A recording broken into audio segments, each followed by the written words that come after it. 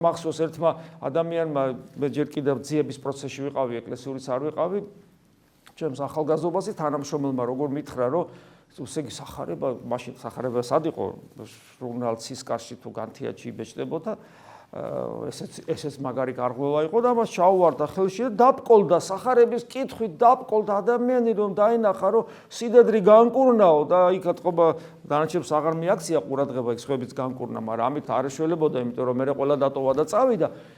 სიდედრი განკურნაო და რამდენი ავადმყოფია დედამიწაზეო და აქაცო ნაცნობობა ყოფილა ქრისტესთან, რომ კაცი დაბკოლდა ქრისტიანობაში ქრისტეს მიმართ. მოძღვრის მიმართ კი არ დაბკოლდა, წინამძღვრის მიმართ კი არ დაბკოლდა, პატრიარქის მიმართ კი არ დაბკოლდა და ასე შემდეგ, არამედ პირდაპირ ქრისტეს მიმართ დაბკოლდა. ეს იმათ გასაგონად, ვინც ბკოლდებიან მუდმივად სულ ღვთლების წინამძღვრის მიმართ, სულ ბკოლდებიან ადამიანები. გასაკვირი რა არის, როცა მე ვიცნობდი ადამიანს, რომელიც ქრისტეს მიმართ დაბკოლდა, როცა სახარებას კითხულობდა. გესმით რა შეესაბამება. ასე რომ თუ ადამიანს აქ მიდრეკილება დაბკოლდეს, ის დაბკოლდება აუცილებლად. რატომ დაბკოლდება ადამიანი? იმიტომ რომ არ აქვს სწორება იმაზე, რაზეც უნდა გქონდეს. საკუთარი სიმართლე აქვს ორიენტირად, საკუთარი ხედვა აქვს ორიენტირად და ამიტომ ბკოლდება ადამიანი. იმიტომ რომ 8 მილიარდი კაცია და 8 მილიარდი სიმართლე არსებობს დედამიწაზე ხალხო. დღეს არსებობს 8 მილიარდი ერთმანეთისგან განსხვავებული სიმართლე. გესმით? თვით ეკლესიის წიაღშიც კი პრობლემებია. რატომ არის ჩვენ მართლმადიდებლებს გვიჭირს, ხო ხედავთ რომ ზოგი მართლმადიდებელი ერთმანეთთან ომობს, ხო, აი ომია, ხო? სქიზმები არსებობს.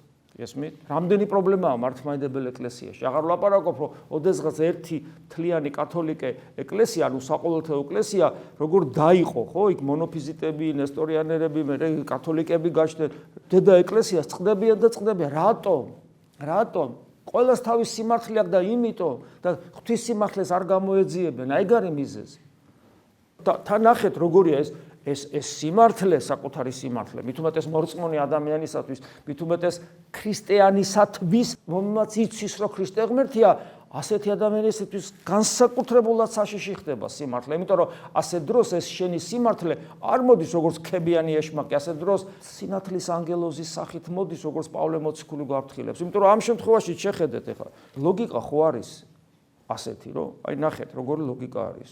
მე ვარ ავად. პეტრე სიდედრი განკურნა. კიდე იქ 1-2 მეზობელი. და მე არ უნდა განვიკურნო, გესმის?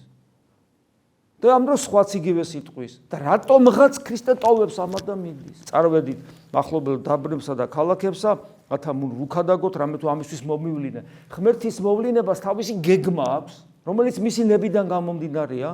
ამ გეგმის გადახვევა არაფრით არ მოხდება, ღვთის ნება არ იცვლება. გესმით რა შეასაკა? ჩვენ უნდა მოვერგოთ ღვთის ნებას. ის არის მაცხონებელი და არა ჩვენი ნება.